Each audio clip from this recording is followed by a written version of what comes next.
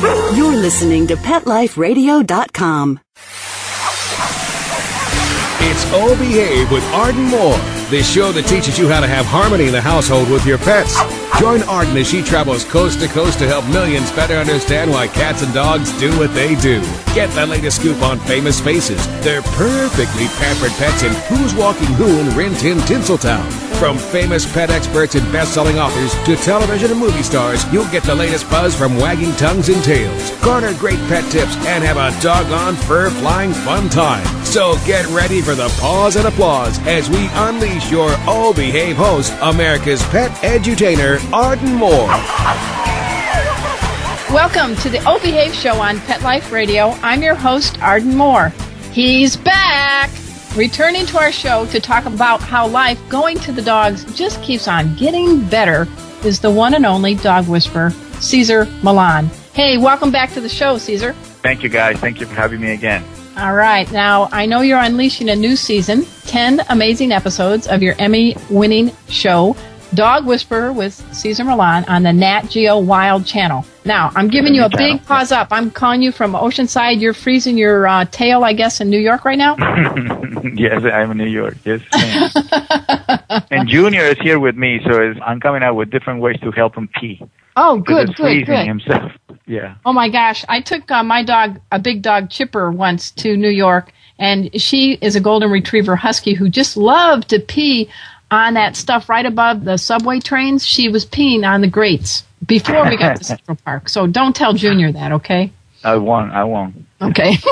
Hey, everybody, I want you to jot this down. Cesar's show airs every Saturday night. That's 8 p.m. Eastern and Pacific time. It's called The Dog Whisperer with Cesar Millan. And you've become quite a pop culture phenom lately. I mean, last time you were here, I did some nosing around and found out you had the exact same day and birth year as Scooby-Doo. Yes, I do. We actually celebrated another thing together. You know, we did our first national pack walk together. So 2,000 people came to join us, and we're trying to do a million paw march in Washington, D.C., and it's to make sure our politicians understand why spay and neuter campaigns are so important for America. How do we learn more about this? That's a great idea. Well, yeah, it's understanding from a financial point of view, as 4 or 5 million dogs are put down every year, and so that costs, money, and we estimated it costs $500 million just to put them down.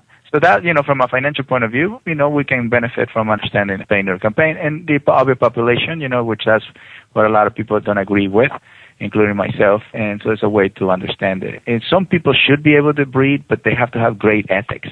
And it's not a lot of them, so we can actually control, in Germany, it's mandatory to spay and neuter your dog.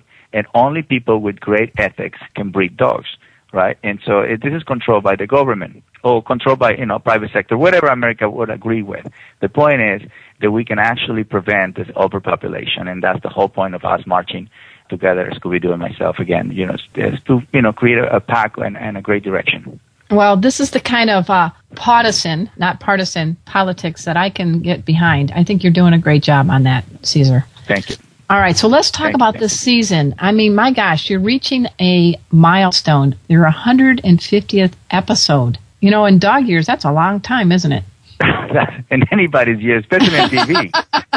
If you're blessed enough to stay in TV for a while, it will be 3-4 years. And we are in season 8, and we're shooting season 9 right now, and we're going to celebrate our 150th episode. And so we have other things working, that we want to bring to the attention of not just America, but the rest of the world. That we're going to make a difference as human beings and treating our dogs much better. So there's a blessing, to stay alive on TV for a long time and, keep people entertaining and educating and, it's a family show. So I love when the kids, come to me and say, I love the show. I love the dogs. I want to have a dog. Now I understand that I have responsibilities to do. There you go. So now we have in our society that is going to be able to prevent anxiety, aggression, and all of that because they know that it's not the dog, it's the human behind the dog. Yeah, I was going to tell you, it seems like sometimes the two-legger's bark is much worse than the dog's bite, don't you think? Well, our lack of knowledge is what develops the instability in our dogs, right? Mm-hmm. So why dogs in third world country don't have psychological problems? They're skinny, but they don't have psychological problems. And dogs in America are nice and chunky, and they have psychological problems, right? They have 3 beds. It sounds like some of the guys I've dated. I don't know. It sounds like some. Well, that's another story. But, okay. That it reflects, our knowledge and how we truly treat our dogs? Are we fulfilling the needs of our dogs on a daily basis? And so that's what the show is all about, just to show, okay, this dog has developed psychological problems, but if the human changes his perspective of life and he really shows the dog, true love, the way a dog would like to be loved, which is exercise, discipline, affection, body, mind, heart, and then look the transformation, look what a dog can teach us, to live in the now, to embrace, this new way of being. And really what the dog wants in life is just to live a balanced, harmonious life. He can care less about money, fame, or degrees. One of the episodes that we're shooting right now is about this lady who is homeless, right? And for many, many, many times, this girl has been approached by institutions to tell her, look, you can come and live here, or churches that you can come and live here. But none of them accept dogs. So the only thing they ask her is just not to bring the dog with her. And what she says, look, I'm homeless, not heartless.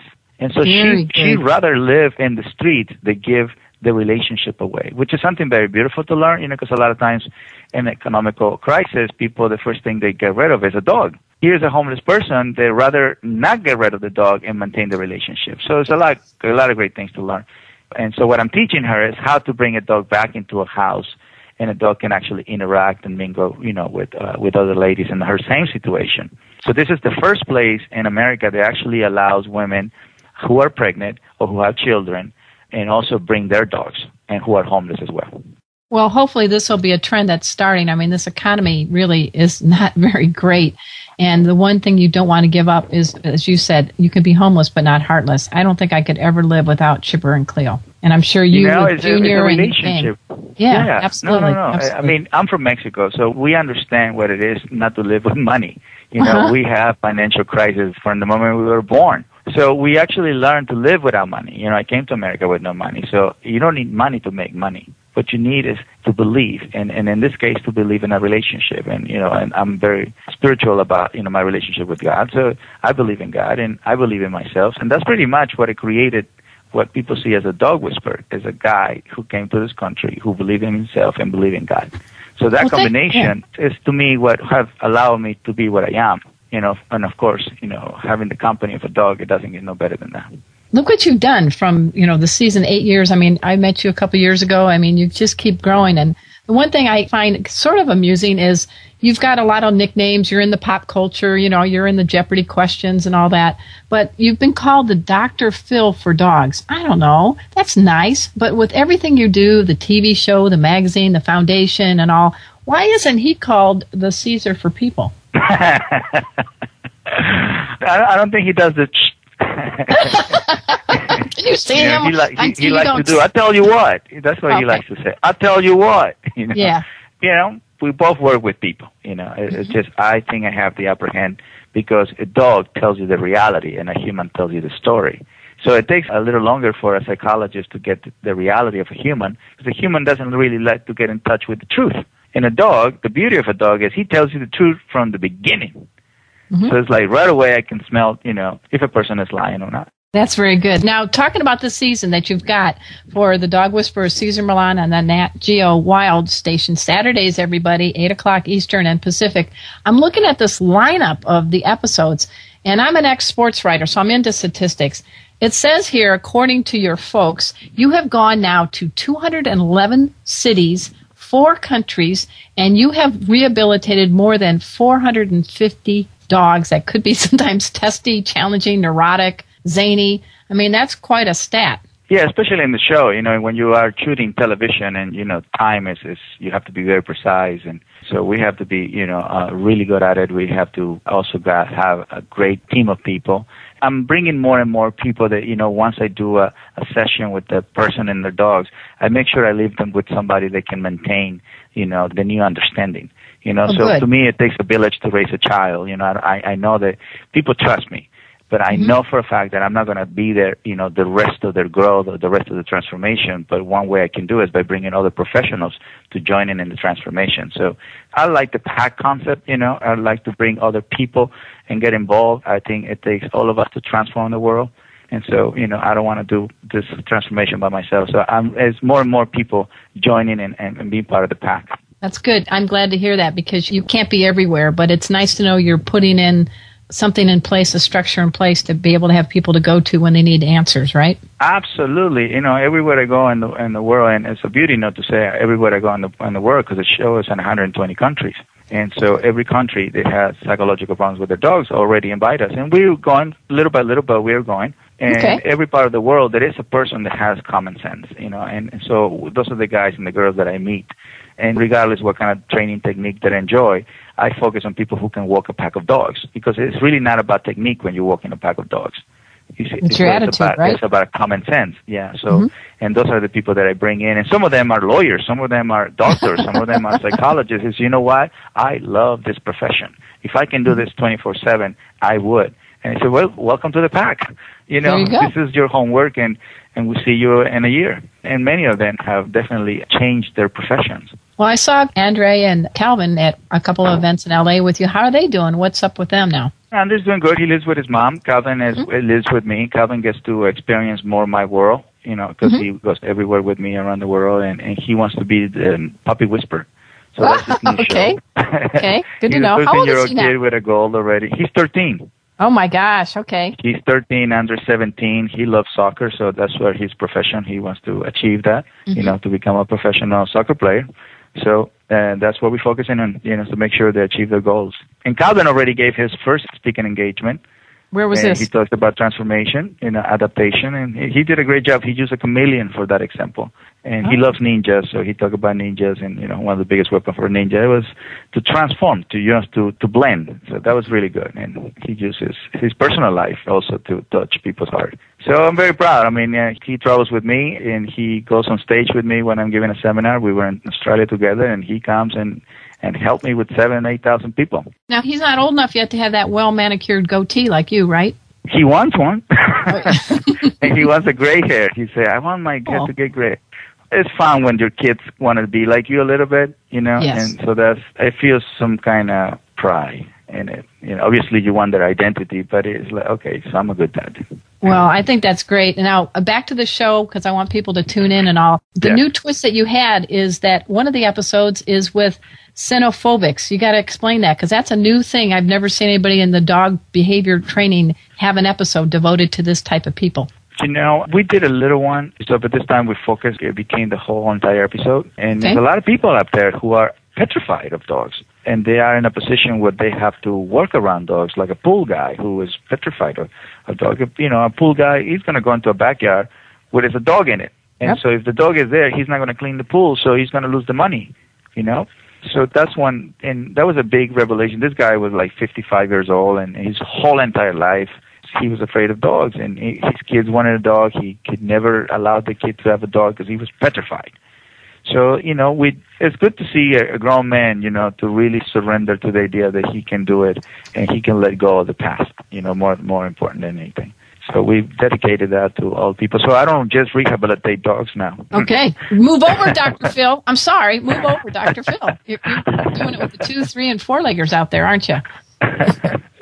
Now, you still have your psychology center in the Santa Clarita Valley in California. That's quite a nice place, but I'm very impressed with what's happening with your foundation, too. That's really taken off. And it's fantastic. To me, it's all about prevention, and, the foundation has allowed me to create a curriculum with Yale University. And so this curriculum is something that we did together in the foundation, pretty much, sponsored monetarily wise, $1 million. And what we did is that we created this curriculum that is given it already to 1,200 schools in America for free, obviously, preschools and kindergartens, because at this age, kids don't understand what Rottweiler is, what Pit Bull is, anything like that. They just understand that all dogs, right? So they don't have a label into it. Okay. But they learn how to be with Mother Nature. They learn how to have empathy and compassion. What that allows in our next society is to prevent unwanted behaviors, because they will know that a dog needs exercise. They will know that a dog needs discipline and what the meaning of discipline is. And they will know when to give affection. So it's a winning formula, and kids really enjoy to take the class of Mardi Gras. It's the Mardi Gras class. They take it twice a week. And a lot of kids are excelling, and if they were doing bad in math, they bring a little bit of the Mardi Gras, and they say, okay, I'm going to do math because the dog is going to be in the classroom. And so it creates a calm, submissive state. They're understanding the meaning of a calm and assertive energy, calm and submissive state, open-minded. fulfilling needs. They're hearing these words that most of my clients hear when they're 40, 50. And kids are hearing these words and they're understanding the meaning, why it's important to be calm around animals. Why a dog knows it's very important to get connected with, Right. Now, what about cats? Any magic with cats? Not yet. Well, whenever cats are not pack-oriented. Cats are not pack-oriented. They just tell you what they want, and they're very candid, don't you think? They're very candid. Yeah, I mean, a dog follows you everywhere. A cat follows you whenever he's hungry or whenever he wants to be, pet and stuff. But a dog, you can be in the bathroom, and a dog is right there. I know I have to keep the door shut. Chipper really has good use of her paws, though, so I'll forget that. No, I can't believe we're talking bathroom humor on the air. But we're talking about dogs. They can care less. Huh? That's right. They're right. They don't have little cameras. They're not posted on YouTube yet, fortunately, right? So I just wanted to give a shout out to you. You have the season coming up. It's starting in a couple days. I want everybody to tune in to the Nat Geo Wild to see Dog Whisperer with Cesar Millan. You always look so powerful when they have that big intro, dun, dun, dun, dun, and you have that camera up close. Do you ever get to go anywhere without being recognized? Are you in Dogito sometimes? I'm amazed how people recognize. I mean, I'm bundled up with this big jacket that I have here, just to survive here in New York. And the guy stops and says, Cesar! It's like, you know it's me! I don't even recognize myself with this big jacket, Oh my gosh. And I have a hat on me and everything. It's like, I'm freezing. It must be your walk. It must be your attitude. Maybe it's something. Your jacket doesn't say Cesar Millan on the back of it. No, it says North Face.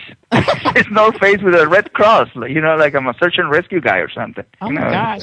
It's funny. Well, what do you do for fun when you're not working and doing things? What's something you and Calvin really love to do? I mean, are you good on playing board games, or what is something that people wouldn't know that you really like to do? You know what we enjoy? Like we were in Cancun for Christmas, because I get to see my family, and not everybody has a passport in my family, so I got to meet them over there. Okay. And so one thing that we enjoy is to go and look for crabs and shells and things like that we don't have available all the time. When we were in Costa Rica, we went and looked for lizards and things like that. It's like we can relate very well because we will entertain ourselves with simple things like shells and crabs and finding where the animals live, and we have so much in common, so we can entertain ourselves just being outside in the backyard, digging holes and things. Very simple. That's kind of nice. You got to get grounded, don't you think? Because you're pretty much on 24/7. Yeah, I mean, I have to be on because that's what I'm the pack leader, so I have to be on. Right. But when I go, with Calvin, or when I'm with the dogs, we have 2 chameleons, we have 2 turtles, we have 3 birds that people have given us over the years.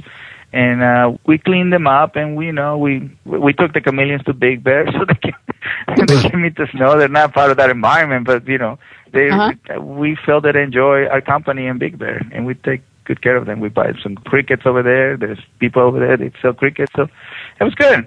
Simple things. It's like he loves fishing, but he doesn't like to use the regular fishing pole.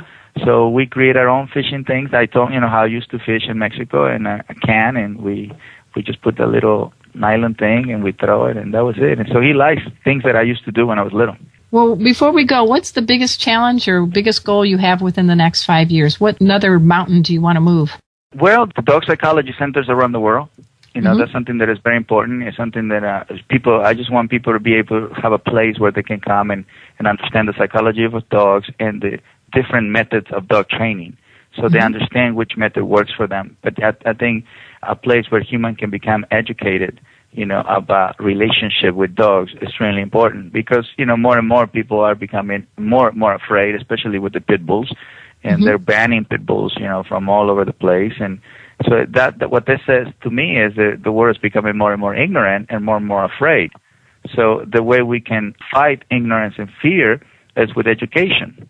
So, dog psychology centers for free, you don't have to pay. The government should be part of it, or institutions should be part of it. Something that the human has access to it, to education. Education should not always have to be purchased or charged, It's something that we have to do collectively as human beings and just feed that information. So that's my goal. Well, that's that's a goal goal that I want to leave. Yeah, at least we shouldn't have instability with our dogs. And then eventually we can move to finding harmony between human to human. But I know that we can achieve 100% harmony with dogs because they're ready. The thing is, we're not ready because we don't have the knowledge. You know, I know there's people that are on both sides of the fence with you, but it seems like through the years you've really evolved. Are you getting less of the having to deal with the other aspect of some people that may not understand your message? No, I think that's always going to exist. What they're missing is that I'm focused on fundamentals, and they think that I'm focused on technique. Mm-hmm. I'm not trying to teach people technique. I'm trying to teach people that you have to be calm and you have to feel confidence because animals don't follow instability, right?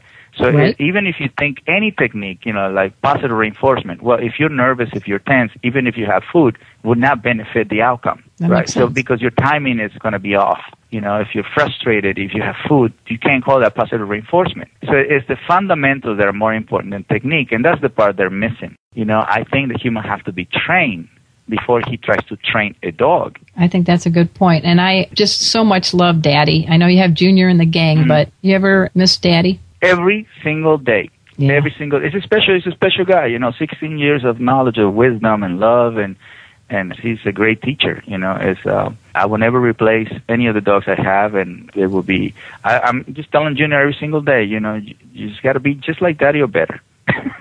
All right. It's going to be hard. The last thing is on your show that's up. The one thing I thought was pretty interesting is everybody, the show airs on Nat Geo Wild. It's on Saturdays at 8 p.m. Eastern and Pacific. You have some military dogs that aren't earning their stripes. Now, that's kind of a twist. You'd think that all these military dogs would just do everything the right way. So you had a special challenge at Fort Hood, right? That's correct. And you said it right. You know, you live in an Army base. It's all about exercise and discipline, first and foremost, right? Right. But it's funny because these dogs that I work with, one of them did not like people in uniforms. Oh, no way. Even the Army base, that's going to be hard. You can't avoid this, you know. So obviously I got to help him. I got to wear a uniform. You know, the dog came and lived with me. And so a person with a uniform was feeding him, was walking him. So, you know, positive reinforcement. This is a guy that you can trust, you know. And so because the male soldier was in Afghanistan. And so the wife was at home with the kids, so she doesn't wear a uniform, so she couldn't provide that experience for the dog. And there's another dog that was not afraid, but aggressive towards helicopters. And every time a helicopter passed by, he would just charge the helicopter. But guess what? Every 10 minutes, there's a helicopter passing by your house. Yeah, I'm just thinking, let's see, helicopter 1, Ozzy the Shetland Shepherd 0. Yeah. It only takes one time you reach the helicopter. Yikes. I know. That was a big but challenge. the same philosophy they practice with each other, they were not practicing with the dogs. So, you know, every time you can help somebody who's already in service, you know, like a military family, is a blessing for me. It's a great way to pay it forward. They were very grateful. I was very grateful to be there. Everybody invited me to their homes, and they gave me one of those patches. Everybody wanted me to wear their patches, which is as an honor, you know, as an honor. And everybody was very happy for me to be there. And so I was treated like one of their pack. Well, I've been delighted to have you on the show. I want everybody to tune into the show. Now, for the 9th season that you're filming now, or how does somebody even get a chance to be episode on your show, The Dog Whisperer with Cesar Millan? Well, what people do is they send their video. And believe it or not, we can do thousands of dogs, but it's going to be different aspect of aggression, this different aspect of anxiety.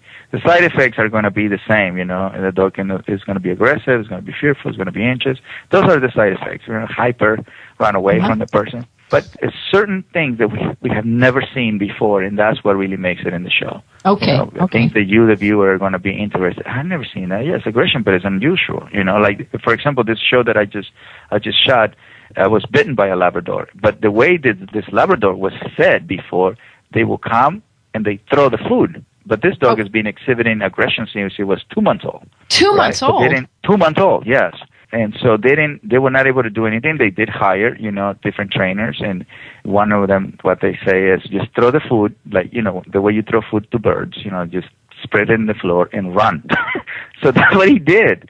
So exactly what he did for many, many years. So he grabbed the kibbles and threw them in the ground and run away. And so this dog wanted to hurt the owner so bad. And so before the dog hurt the owner, I put my hand in it so I can block him and grab him and grab me and, you know, send me to the hospital. How many times have you been That's the only dog that has bitten me completely in the show, like that I need stitches. That was a Labrador. A loving Labrador. I mean, did you have to get stitches? Yes, 4 stitches. Yeah. Oh my God! I had to stop filming because I was bleeding so bad. I know you've been now, kind of nipped and all that, but that's the worst bite, you say? That's the worst bite. Yeah, that's the worst bite in my whole entire life. I've never had stitches. And it wasn't a pit bull, folks. It was a lab. I know. But I'm not going to do what everybody does. I'm going to take them to the news. Oh, my God, Cesar Millan was bitten by a Labrador. I'm not going to do it. I'm just, we need to work. I haven't finished with him, but I love those challenges. Those are the ones that make me grow and help me stay more calm and confident. So, yeah, that's my new teacher is a Labrador. You know what? That's right. And I'm looking forward to this Paw March you're going to do to help educate the politicians to get some good laws out there so that dogs aren't needlessly euthanized.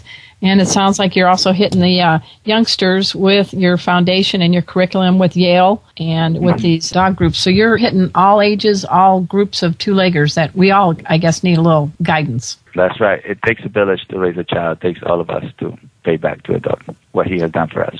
Anything else you want to say before we say goodbye? You've been a great guest. I really enjoyed you coming back. We'll have you back on as more things develop, but it's always been fun chatting with you, Cesar. Well, one thing that I always like to say is don't blame the breed, don't blame the dog. It's the human behind who needs to take responsibility. And, we can create transformation as long as we're willing to see what we're doing wrong personally. World transformation begins with self-transformation. So that's where transformation exists, when we see our weaknesses and our strengths and our difficulties. And there's help up there. There's a lot of help. So we just have to be open. That's very well put, Cesar. Again, we've had Cesar Millan on our show. He's got the new season of The Dog Whisperer with Cesar Millan. It's on the Nat Geo Wild channel, Saturdays, 8 o'clock Eastern and Pacific. And I also want to thank my cool producer, Mark Winter. He makes this show happen each and every week. So until next time, this is your flea-free host, Arden Moore, delivering just 2 words to all you 2, 3, and 4-leggers out there. Oh, behave. I'll behave too. Coast to coast and around the world, it's Oh Behave with Arden Moore. Find out why cats and dogs do the things they do, and get the latest buzz from wagging tongues and tails in Rin Tin Tinseltown. From famous pet experts and best-selling authors to television and movie stars, you'll get great tail-wagging pet tips and have a fur-flying fun time. All Behave with America's pet edutainer, Arden Moore.